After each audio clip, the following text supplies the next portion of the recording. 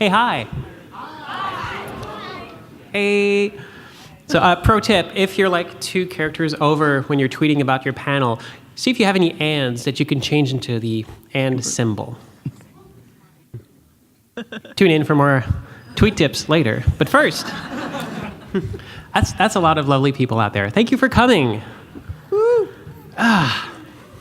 No, yeah, you clap yourselves. Like, yeah, you here. You. Like, this is for you. we're gonna settle this question once and for all. So, does the author's intent matter? I think like that's enough. Like, we have enough 45 minutes to figure out, and then we'll have room for questions. We're going to figure out 100% of the domain in 45 minutes. Yep. Yes. Yeah. No unknowns. Nope. We're talented. We can do it. Well, yeah. We'll just grandstand for half an hour and then knock it off. Knock it through the park. Out the park. Get it done in the last 15. Yeah, this is great. This is awesome. I'm already tripping over my words, and it's just like the first minute. Anyway, our panel. In case. No, let's, even if no one needs an introduction, let's all introduce people. We have Katherine Cross. Woo! Pouring herself a drink. Noted sociologist and gaming critic at Gamma Sutra and proud art critic. You can find her on Twitter at QuinnyMoon. We have Tanya DePass. Director and founder of I Need Diverse Games, diversity advocate, also streamer. You can find her on Twitter at INeedDivGans and Cypher of Tyr. When character limits restrict you. Right. I stopped. I just went with Alex Zandra for my name because I was 1 character short of being able to put my whole name in. But hey, now it's my brand. It's okay. It's cool. Who needs last names? I personally don't. Oh, me, right. Hi, here's my last name in case you want to, yes. It's called Alexander Van Chestein. Van Chestein is meaningless. It used to be Weissenstein, the white mountain in Sweden. But hey, turns out if you have a German immigrant, after 200 years in a French-speaking country, no one will spell the last name correctly. I'm a game designer. I worked on Chariot at some point. That I should leave that out because now it's way off in the distance. If you played it, cool. Anyone here played Chariot? Yes, cool. Thank you. I'm a writer, artist, also streamer, and because a game company took down my post on a popular multiplayer shooter, I'm an author of a light novel now. I guess that's what I do.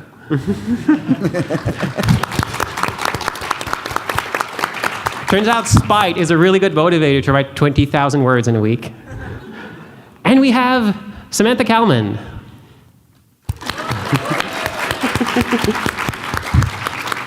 Game designer at System Era, working on Astroneer, the adorable space exploration and unfortunate events simulator, which I absolutely love. And also worked on Centris, if you like making games with your music, making music with your games, I'm sorry. And you can find her, sorry. Or both. Or both, yeah. You can find her on Twitter at Samantha0. And let's talk. So, author's intent. You know, we had this panel last time at East. For some reason, we didn't get around to answering the question, but I figured now we should actually get to it. And we talked a lot about different things and explained okay, well, what is authorship and so on. So let's just jump into the nitty-gritty of it by maybe talking about some recent events. Notably, is anyone familiar with the revival of the milkshake duck phenomenon at E3? Okay, seeing some hands, cool. Okay. Cool. Oh, I should have brought a picture of the tweet, but let me paint you a word picture. Basically, Milkshake Duck was like a tweet. Someone tweeted "Oh, everyone loves Milkshake Duck, the lovely duck that drinks milkshakes." 5 seconds later, we regret to inform you the duck is racist.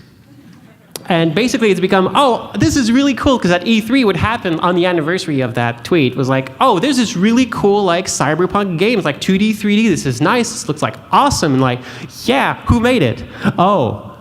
And this turns out, one of the creators was really, really felt strongly pro Gamergate back in the day, and there was okay, maybe that might actually cool things off. But then okay, well, how do we feel about that cool cyberpunk game? And immediately finding out, oh, okay, someone we might not be friends with made it. So immediately that, for me personally, that made me view the game much more harshly. But then again, we learn more about the game and learn, okay, maybe also the premise isn't so awesome, but I'm wondering myself, oh, if I had not learned anything about the author, would I have reacted so strongly to that premise? Which is basically, in a far off future, once everyone has basic income, everyone gets lazy and stops making stuff. Which, I don't know. Well, and this is an interesting case because unless we are authors or know the author's intent, we can only talk about the authorial intent through interpretation. So this was a case where Milkshake Duck said he explained his intent. And for me personally, the more I read about the intent of the game and the sort of values behind the intent that he was putting into that game, the less interested I became in playing a game that I had been excited about to see initially when it debuted, and I was being introduced to it for the first time, and then actively began to think that it was garbage as a premise. That's sort of where I stand with that game, with the idea that maybe we can talk about this idea that in the future, when everyone has basic income and doesn't have to work for their ends meet, that the result of that, the result of that cause, the effect of that cause would be that people have no more motivation to express themselves or to create anything in their lives. And what do we think about that? Well, so on this particular question, for me, honestly, him being awful in terms of his political views doesn't necessarily preclude the creation of great art, right? Our history is replete with examples of deeply troublesome, even wretched individuals who have created absolute masterpieces that have stood the test of time, right? One of my favorite opera composers is Richard Wagner, which, especially now, a problematic fave, I'll leave it at that, but... so that in and of itself does not preclude the creation of something wonderful, something meaningful. For me, what really soured me on the game in and of itself was reading the fellow's actual description of the environment, as Zandra had brought up, that, the premise itself, not to be terribly pretentious about it, but it was not cyberpunk. Cyberpunk is not just about neon and smoke and mega corporations and mirrored shades 5 minutes into the future, right? Cyberpunk is very much about an attitude towards power. It is a near-future speculative fiction that is very much about ordinary people rebelling against increasingly tyrannical structures of capitalism. That's not a preference, that is a statement about what the genre has actually been, as put forth by William Gibson and his many scions and imitators. And this game was, in many ways, the exact opposite of that. It was pretending that, or everything that free marketeers are saying about universal basic income is going to come to pass, that we'll all become lazy, directionless, emotionless slobs with UBI, which, as a matter of personal faith, I don't believe, but even irrespective of that, also means that this game is not really cyberpunk. It uses certain visual trappings to tell a conservative story, which you can do, and maybe that will also be good. But nothing about what this fellow was saying about his particular vision of the evils of feminism and the evils of progressivism and the immiserating effects of universal basic income. None of that struck me as the ingredients of a particularly interesting or meaningful game.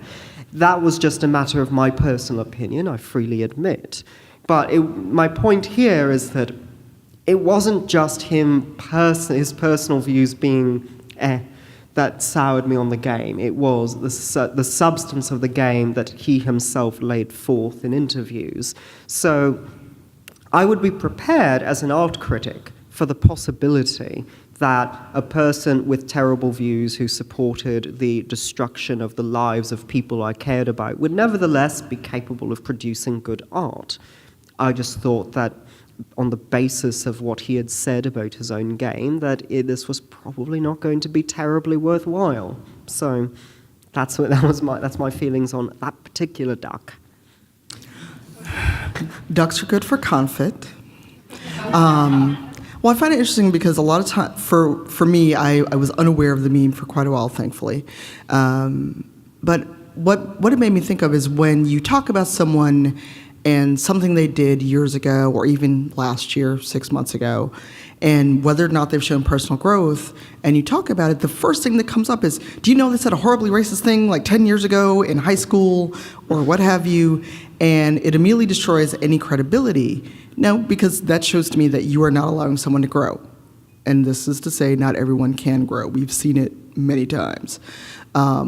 But the premise of the game sounds boring as all get out. And if I had my income taken care of, I would create a lot more. So it's like antithetical to what would probably happen.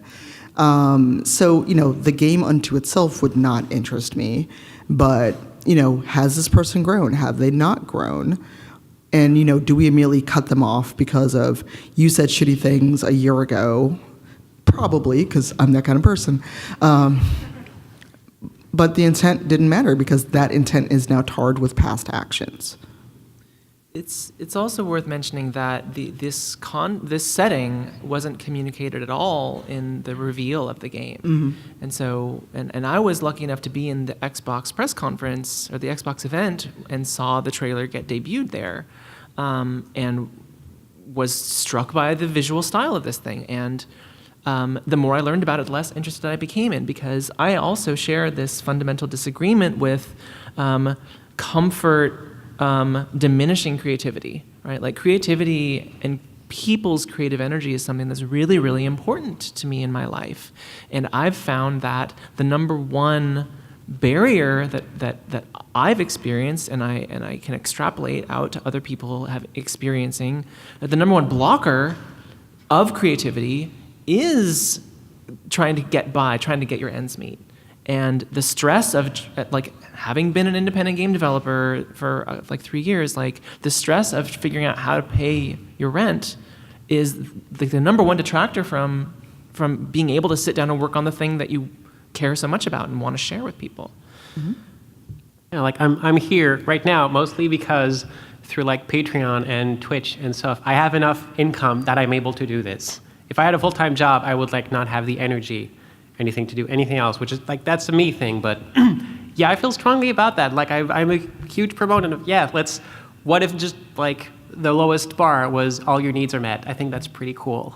And there's proof that if you have that, then you can make some pretty awesome things. But I think regardless, but that's my personal stance because I can tend to be pretty stubborn. But if I want to believe that everyone can grow. And if someone says something bad and points to owns up to it, says, okay, that was messed up, I'm sorry, and here's what I'm going to do to make things better. That's the most I can reasonably expect out of the situation. This is how I would like to react in the situation. But even then, for this specific situation, I'm not sure there's a level that this person could reach that I would then feel okay playing their game. Just because I cannot get outside. Every second I'm playing, it's this is a person who is totally fine with a movement that wreaked incredible havoc and pain on people I really care about. Mm-hmm. And there's that part I just can't really dissociate. Yeah, and even identifies it, and so there identifies with it, and so there's a personal aspect to that about how we all identify and define our values, our value sets, and I had a really intense conversation with someone at work about this game sort of while this was blowing up, while Milkshake Duck was spilling their milkshake all over Twitter. I was talking to someone who was saying but this game stylistically looks so inspiring. And my response to him was, you can be inspired by it. You can even play it if you want to, but I'm not going to play it because my values are in direct opposition. So the values of the game the intent that's like those are the pure intention to me. The values are manifest by the intention, and we can assume that those values are coming from an honest place by what we also know about the author themselves.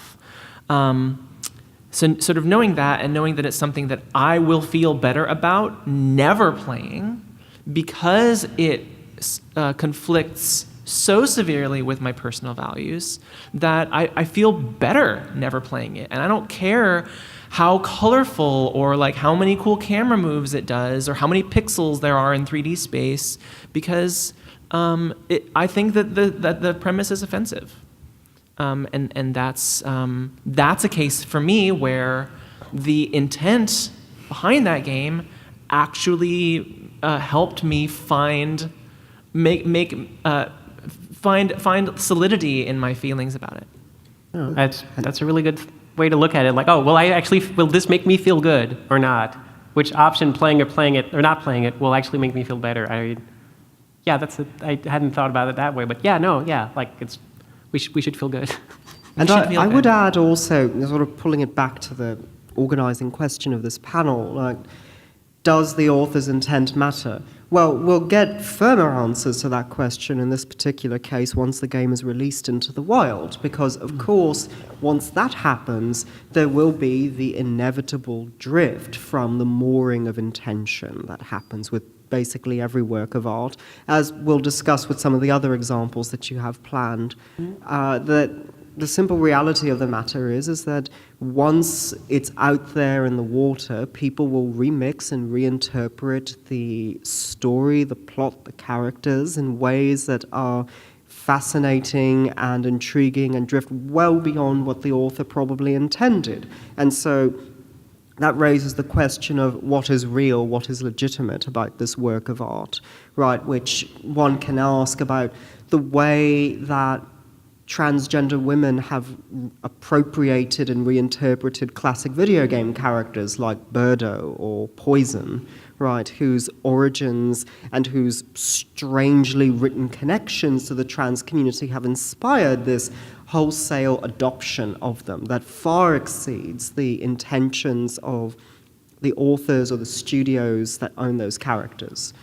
And so you can ask in that case, well, what's real and what's legitimate? Well, for the many fans, there is a legitimacy to this remixing and reinterpretation. It does something real. It matters. Even if the original authors say, no, that's not what I meant.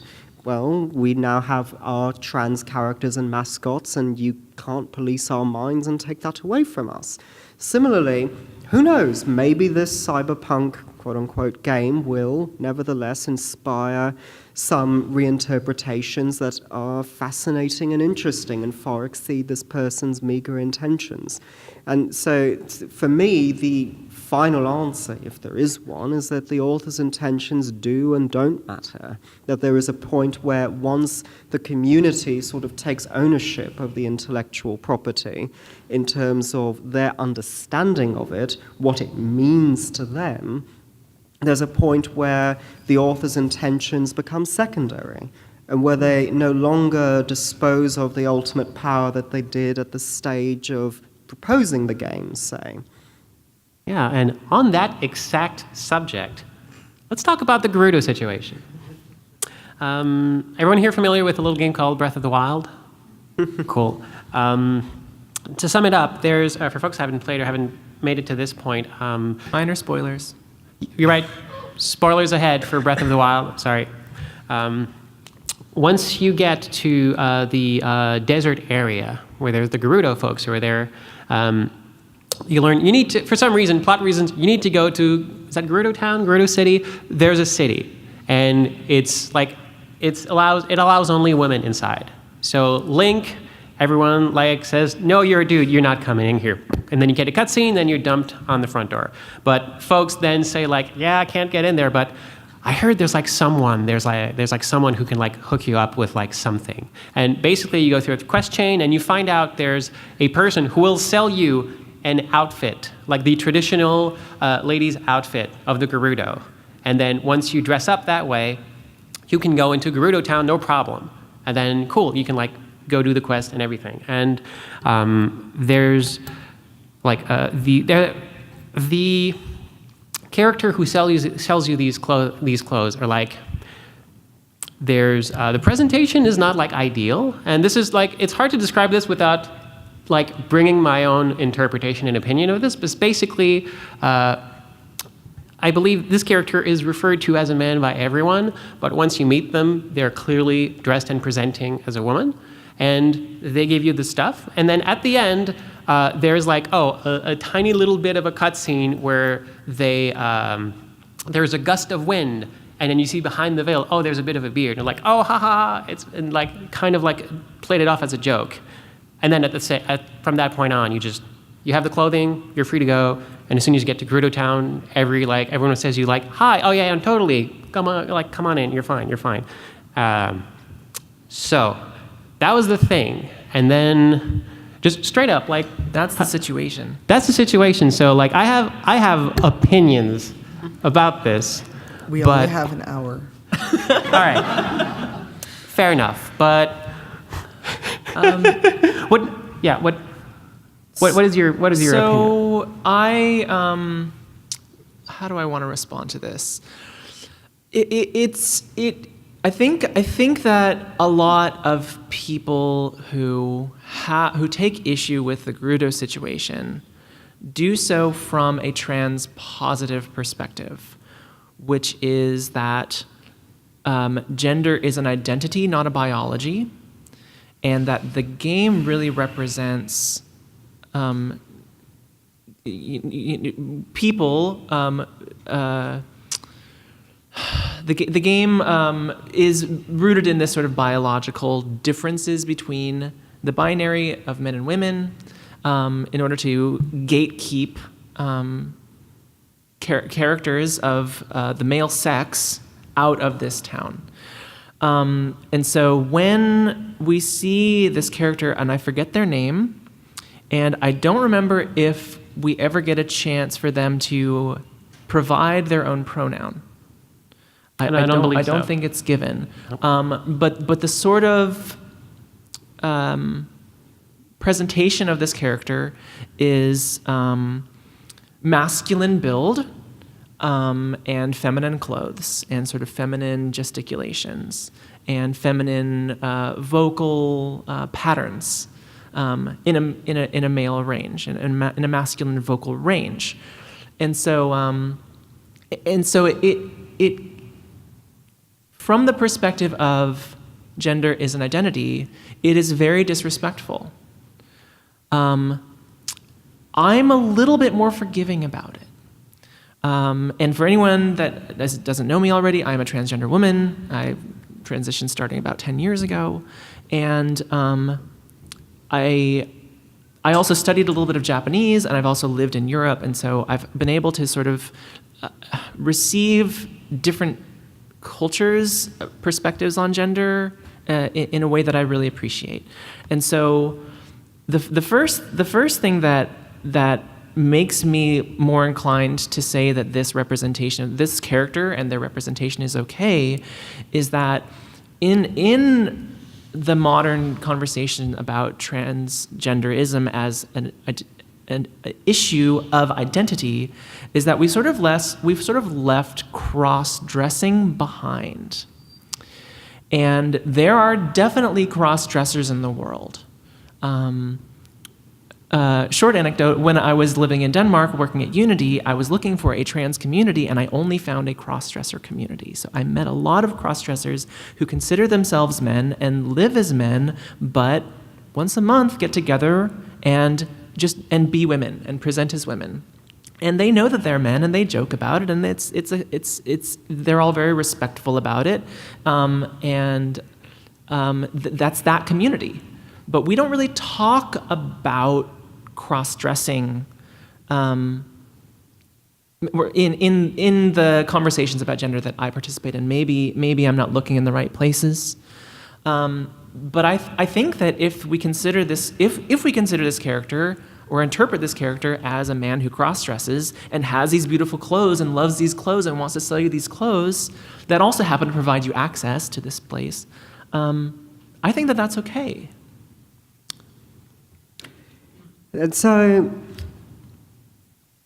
there is no objective interpretation of this, or indeed many other things that we see in video games or art more generally, right? There is no concrete interpretation that redounds to some essential matter. There are only majority, plurality, and minority views with probable reasons for each. There are interpretations that one can argue for with evidence, textual evidence, and ones that are threadbare at best. And that's why this conversation gets so messy, because I can certainly build on this by, talking about the science fiction of Joanna Russ, for example, if people are familiar. And if those of you who are familiar may also know that she was widely known as a transphobe for many years, that she was active as a feminist sci-fi writer. And yet I can look at some of her work that has been deemed transphobic and find something redeeming in it, something that maybe she did not necessarily intend, right? Like if you look at The Female Man, for example, one of her most famous books, there's a segment in it where there is a society that's literally made up only of people of the male sex, that includes a minority of people who were assigned male at birth that are then forced to transition into womanhood.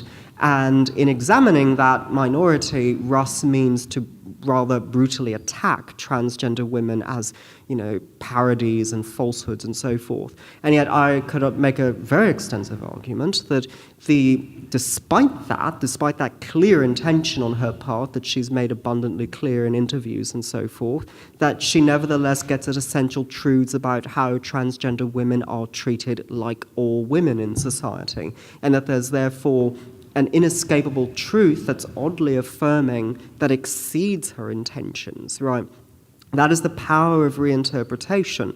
And so, on that note, Samantha's interpretation of this scene in Breath of the Wild, this section of Breath of the Wild, it may not be in line with the author's intentions. It may well have just been, in all probability, ha-ha, man in a dress, gee, isn't that funny, and totally not old and cliched by now. But there is a way to read it that is also affirming that, and that has utility. We are not bound to the will of any given author. That is what has made reinterpretations of so many classic works nigh on miraculous. It's the reason that reinterpreting Shakespeare, say, or opera is enormously fruitful. Right, just look at all the controversy about Shakespeare in the Park these last couple of months, right? Certainly, there are plenty of debates about authorial intent to be had there, and yet there's no doubt about the utility of that, because through reinterpretation, you surface latent themes that may not be readily available or otherwise visible. And in so doing, you extend the life and the meaning of the work of art, that by giving it over socially to the community, you then allow it to, through this process of remixing, to be more than the author ever intended for it to be. And that's one of the most beautiful things about the communities that grow up around art, in my opinion. Yeah, it's really, I feel strangely better about that scene after hearing your opinion, your interpretation of it, because yeah, okay, that's a way that this plays out that makes me feel maybe the characters are getting a little less of a raw deal, and I kind of like that. But I still have complicated opinions about that part specifically. But what I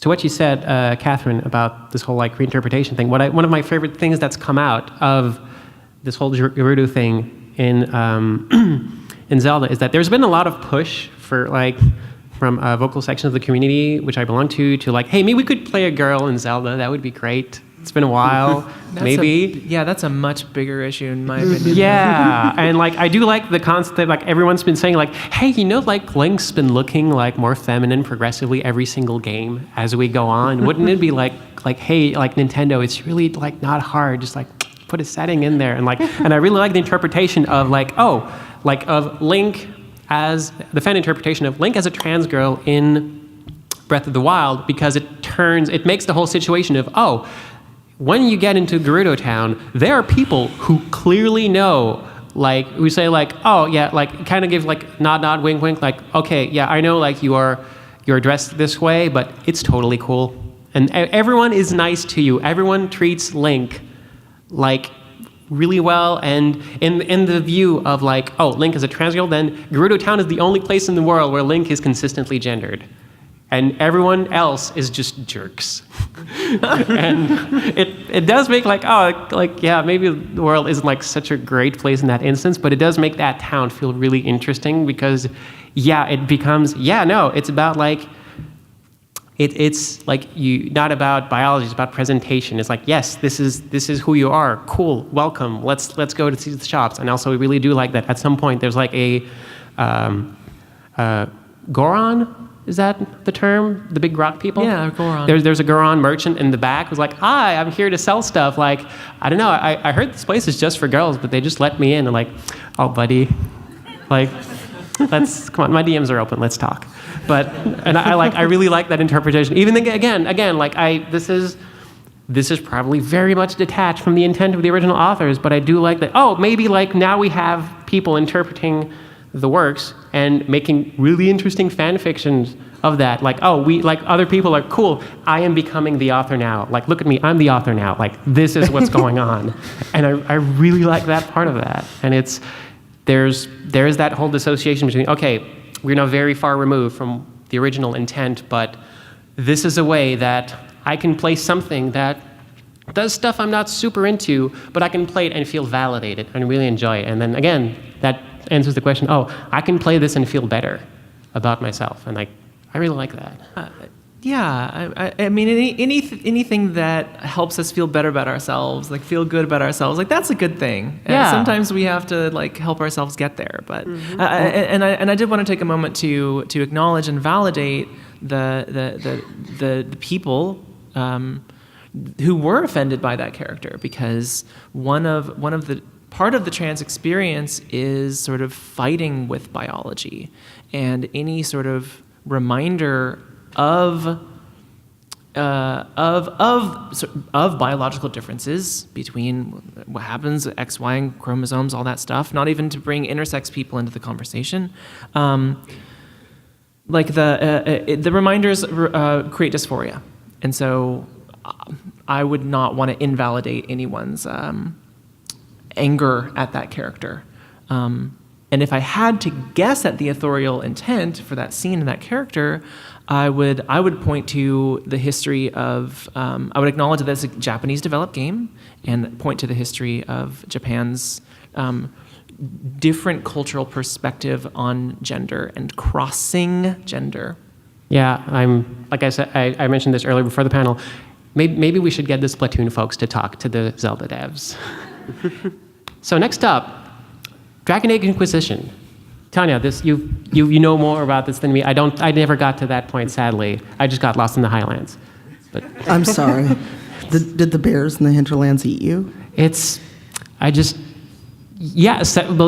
but I am the protagonist. I have control over time and space. I can try again until the bears stop eating me. But I really like that game. I just got a little lost in it, but I saw a little bit of Vivienne, and that was great. I really like how Vivienne was like the character who like convinced, like gave my character the advice she needed to like romance her girlfriend. But there's something else that happens that. So no surprise to anyone in this room who knows me, I'm a big Dragon Age nerd. So there's ambient dialogue that can happen in Dragon Age, and I know the game is a couple years old at this point, but spoilers. If you take Vivienne and Cole in your party together, Cole is a spirit who basically can kind of read your emotions. He's a spirit of compassion. And if Vivienne and Cole are around together enough, he will read out memories that she's having about her lover and gossip that she's hearing as she goes through her daily life in Orlais before the Inquisition. And the comment is, I don't see how he can stand to touch her. Well, at least he doesn't see her if it's dark. Vivienne is a dark-skinned woman. And for me, that brought to mind the smile, I can't see you. Is there anyone in the room who does not know what that reference is? Raise your hands, I'm not going to bite. So it is a very racist way of speaking of black people, i.e., a lot of times black people are caricaturized by very bright eyes, very bright teeth, and that was the only way to see us, especially when it was dark. So it was, for me, it drew a nasty racist comparison. And I have a little bit of privilege in this, in that I know that was not the authorial intent. It was meant to reflect mages, which are an oppressed class in the game. And it was more, oh, he is sleeping with a mage, ew, gross. So while the intent was not there, for me as a black player, it very much was a harmful thing that happened. And, that took me out of the experience and gave me pause while playing the game. So intent in that case does not matter, because, you don't want to actively harm your players, but it is something that happens. And, when you have a mostly white development team and someone who's not black writing a black character, these kinds of things happen. Yeah, like it's, it was a mostly white development team? Like, They're in Edmonton. Okay. So yeah, because does this go back to the start? Because is their decision to make mages are like oppressed in the mages have been oppressed since day one, as well as elves.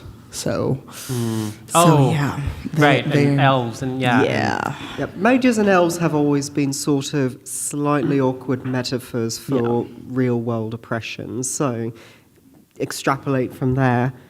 I also am a huge Dragon Age nerd, for anyone who knows me. And Dragon Age 2 is our favorite game. I will fight you. Heck yeah, Hawk. So mages, they don't have power, and they get locked away when their powers manifest. They can't hold land, they can't hold title, they can't marry. If a mage is knocked up or raped and has a kid, it is taken away. So they're very much in a sloppy allegory for oppression and third-class folks. And the game still has races. And there are races and there are humans, and Inquisition sort of kind of tries to touch on it, but in a very awkward way when it's not a main theme of prior games. It's mostly elves. Sucks to be you. Right. So for those of you who have dived rather deep into TV tropes, you might be familiar with what the site calls, quote, unfortunate implications, right? And that term is used, at least on the site, to specifically refer to instances of imagery or language in some form of media that unintentionally echoes something deeply prejudicial, right? And in so doing, it points out something very essential about the limits of authorial intention, which is, as I said before, and I have been saying repeatedly on this panel, that there's a profound change in the work of art once it enters the stream of society, right? Once everyone starts interacting with it, looking at it, thinking about it, talking about it, some alchemical effect happens to it, and its meaning ultimately evolves. And that's to point out that the social effect is always much more powerful than the intentions or the beliefs of the individual artist. And sometimes that's all to the good, right? Wagner's noted anti-Semitism can't undo how enduring his operas are, but simultaneously, your non-racist intentions may not cancel out the ultimate racist implications of something that you wrote, because the societal meaning of certain words and images is by sheer dint of their strength, by sheer dint of history, and the collective structures created by people acting in groups, infinitely more powerful than your intentions as a person, right? And so you can think about this in a non-political way, to say that, look at a hamburger, call it a chair, right? You can do that, that's delightfully postmodern and very fun. You can probably call it a work of art even, but it will, outside of a very, very, very narrow milieu, have no meaning and be ultimately understood by most people as just a hamburger, right? You can declare it a chair all you want, but you can't overcome the fact that for the vast majority of people in society, the image of this object connotes a food item known as a hamburger, right? You're fighting against socialization. You're fighting against the fact that most people have a shared system of meaning that associates certain images with certain ideas and words. And so that is the limit of authorial intent. There's a point at which you as the author have to engage from the moment you put pen to paper in a negotiation with these larger social meanings and structures. You cannot declare by fiat that something that means something to most people suddenly means the complete opposite. You can try, and occasionally good art can be made through the frisson of that, but it's rare, it's exceedingly difficult, and hard for one person to do purely on the basis of their own intention. So this is a good illustration of the limits of authorial intent in a bad way. For a brief moment, I thought you were about to discuss is a hot dog a sandwich thing, and No. no, right, no. If you say come to my house, we're going to have sandwiches, and I give you hot dogs, you will not stand for. I don't mean to speak for you. I mean, it is from a certain point of view. Okay, I still think no. pizza is a sandwich. Let's not get into this. So we are getting close to quick show of hands. Anybody have any questions for the panel? Okay, cool. So please line up at the. Are both microphones good? Cool. Yep. Yes. Cool. Well, let's line up, folks, and. Also have a question, because even though I'm not moderating, I'm going to be that person. Because I'm sure some of you have seen me on panels before. Yes. If you don't have a question in your pocket, I suggest you find one before you start talking. Oh, and this means we're gonna have to skip Overwatch. Whoops. Hey, again, maybe have more diverse teams when you're working on your games. So on to your questions. First, thanks y'all for coming. Sometimes, especially with the internet, everybody has the internet, and as soon as a famous author or creator or artist messes up in their personal life, their personal behavior, someone like Joss Whedon recently, or Frank Miller a few years ago, regardless of your perception of their intention or their intention that they've talked about, Whedon is pretty transparent about his intentions as an artist anyway. Has their personal behavior or revelations of it damaged your opinion of their work? Yes. I can give a more complicated answer. Yeah. On the issue of Whedon, I feel like I have consistently judged his works on their merits and still found them wanting, and judged them against his prior stated feminist-ish intentions and found them wanting even by that standard. The new data, if you like, introduced by Kai Cole, his ex-wife, is interesting and in some ways validates those conclusions I had already come to. In and of themselves, however, does not, adjudicate one way or another on the work of art. I mean, I think everyone on this panel might have slightly different answers to your question, but for me, I feel like I've been able to judge Whedon's works on their own and find them successful or wanting on their merits. I personally have had trouble going back to and enjoying, for example, Shadow Complex. Once I learned that the story was made by Orson Scott Card, and once I learned about Orson Scott Card, and then that did make the process oh yeah, this, and when this character said that, maybe not the best. Okay, so that does bring it, but I'm wondering if I would have had that presence of mind initially when playing it, but it super matters to me. Especially since when I enjoy, I experience things, I usually get into them, and I like to talk about them, and I don't want to give airtime to people who do bad things. So that kind of has a chilling effect, for sure. The caveat is also if this person has since grown, then I'll usually be more lenient to that. But yeah, I tend to be very emotional about that. Person in the hoodie? So I understand where you're coming from with the concept of intent, but is it hard to detach yourself enough to try to enjoy the medium as a whole rather than looking at really specific things. Like the Garuda scene for Breath of Fire, does that kill your enjoyment of the game as a whole because of it? In my case, no. I mean, goddess knows if I rejected everything that had a bit of transphobia and or sexism in it, the list of media I could enjoy would be this long. But, you know, I think it's an unfortunately necessary skill, but also sometimes a very useful one. And certainly for me as someone who reads art not just for fun, but also for work, a necessary one. I think it is possible. I think a lot of people do that. And speaking for myself, it's a very common practice for me. I can look at that and say, that's really not cool. That does lower my estimation of the overall work a little bit, but not so much that I'm going to just set it alight entirely, you know?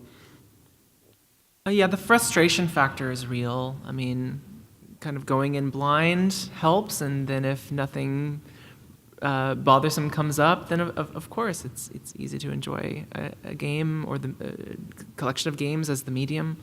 But it is really frustrating when something you love is just disappoints you, and that's, I mean I still love Breath of the Wild, and I think that scene did impact my opinion, and I was like, oh, this is what people were sort of vague tweeting about, and like, okay, I get it. But yeah, I still like it. Much like Katherine, if there were things that I had to stop engaging with because of racism, sexism, biphobia, I wouldn't have any media to enjoy. That said, there have been things that have taken me so out of the experience where I'm just like, nope, done. First Watch Dogs, I took that game back the next day. And because the protagonist was so miserable, not because Ubisoft is terrible, but because I hated the protagonist. But there have been games where it's like, I just stopped playing it because for me, even though I criticize these things and talk about them, at a certain point, games are escapism.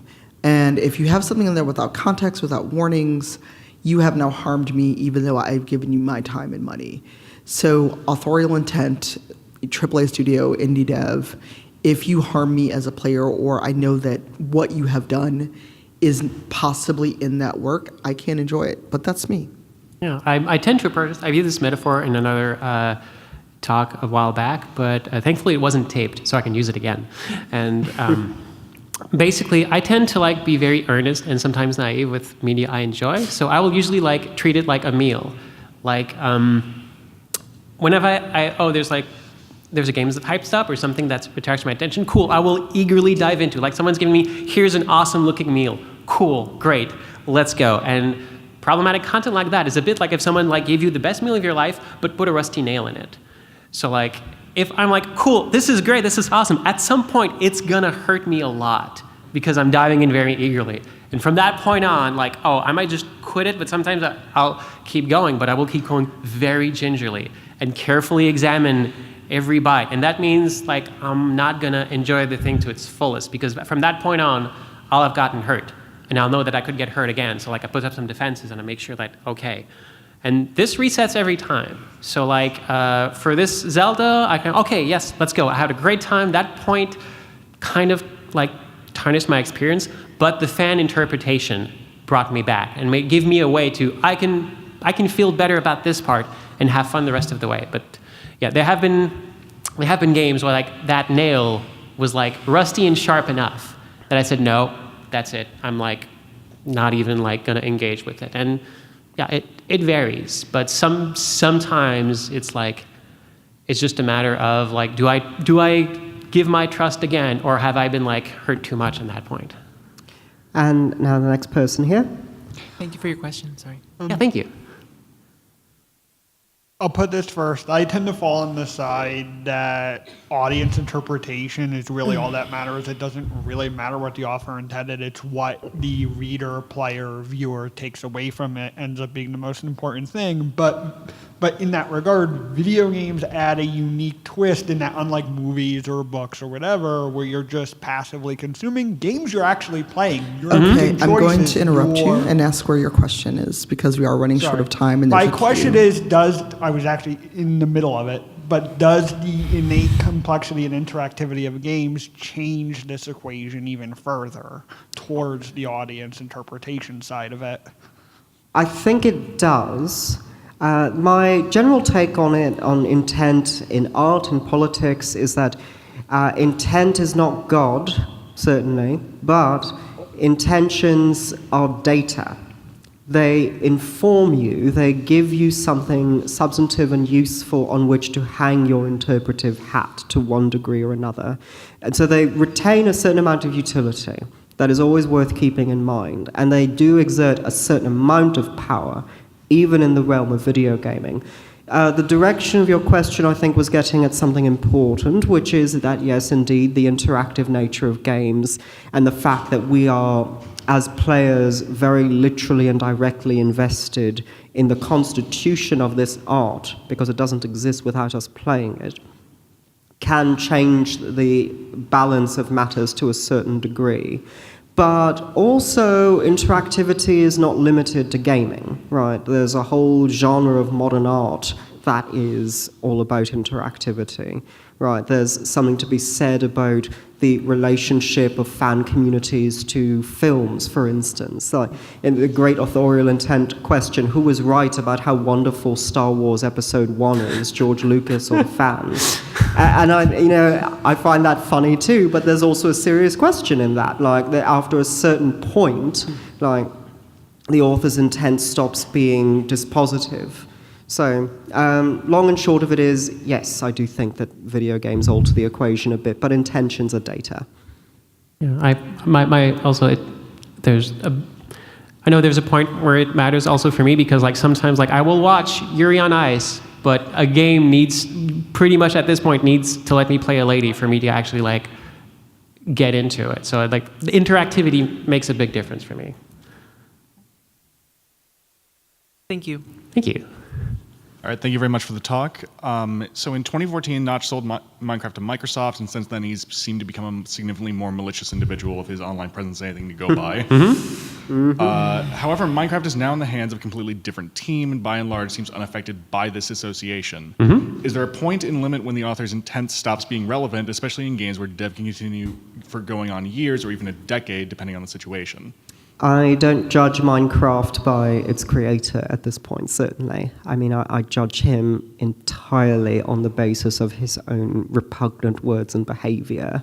I think that Minecraft has obviously become its own thing in so many ways. And this is, like I said, with all creative works, there is a drift away from the moorings of intention, as I said earlier. And this is a very clear case of that, where what Minecraft is very, very far removed from what Notch is. And, his personality, his behavior no longer has any direct bearing on the game. So I don't even necessarily connect the two in so direct a way anymore. Like I would never dream of telling someone, oh, by playing Minecraft you're problematic. Like that doesn't make the slightest bit of sense. So that's the best way I can answer that.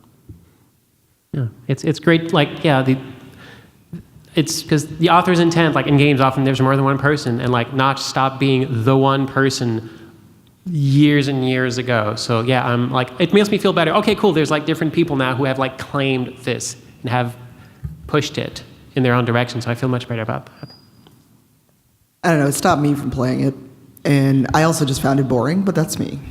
I didn't want to play it because I couldn't have any spheres in the game. Thank you. Thank you. So, do you think that authorial intent is different when you have like an ongoing community, like say Overwatch, and the creators are specifically engaging in like fan canon? Like, let's say, like, could Blizzard say that pharmacy is not a real ship?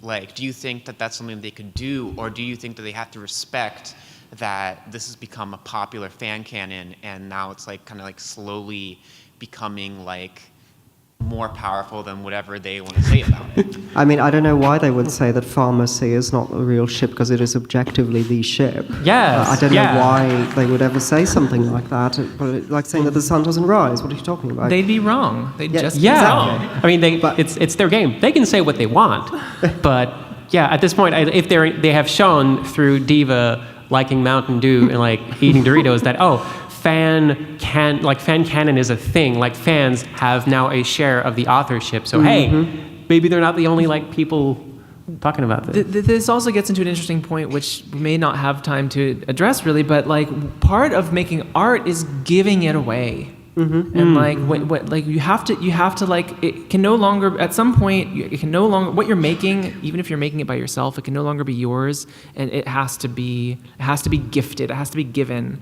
You have to let go of it, so partially so you can move on and make something new, and partially so that other people can take on that second stage of interpretation and shaping the what is the word, the massive truth about the piece. Yeah, and I think it's a very good question as well about persistent communities, because that's obviously different from games that, are sort of here and gone. Those games retain fan bases, but the persistent activity of something like Overwatch that's ongoing and that is constantly being developed and redeveloped does change the dynamic a bit. Like certainly there's the, Doritos and Mountain Dew thing, but I think even more importantly, the fact that we now have a canonically bi character is something that I feel was very much driven by the community in a lot of ways, basically saying we wanted this, we want to believe, and lo and behold, it has now happened. And I do think that that's partially Blizzard's responsiveness to what they're seeing. To more seriously answer the question you asked, like about Pharmacy, like even if they said, well, canonically this is not true, there would still be a significant percentage of the fandom for whom it would be true in all the ways that mattered, and that would affect a significant subculture's interpretation of the game, which becomes just as real as what Blizzard says. So unfortunately, that's all the time we have. I'm so sorry for the other folks, but feel free. I will at least be sticking around a little bit, also because I have some things for some folks here. But yeah, thank you so much for coming here. And if you want to find us, our panels, here's where we are on Twitter. And gosh, thank you for coming here and discussing this. And I'm so glad we've categorically found the answer to does the author's intent matter or not. We're good now. Maybe not, but yes. Thank you for participating in the conversation with us. Thank you. Thank you. Thank you.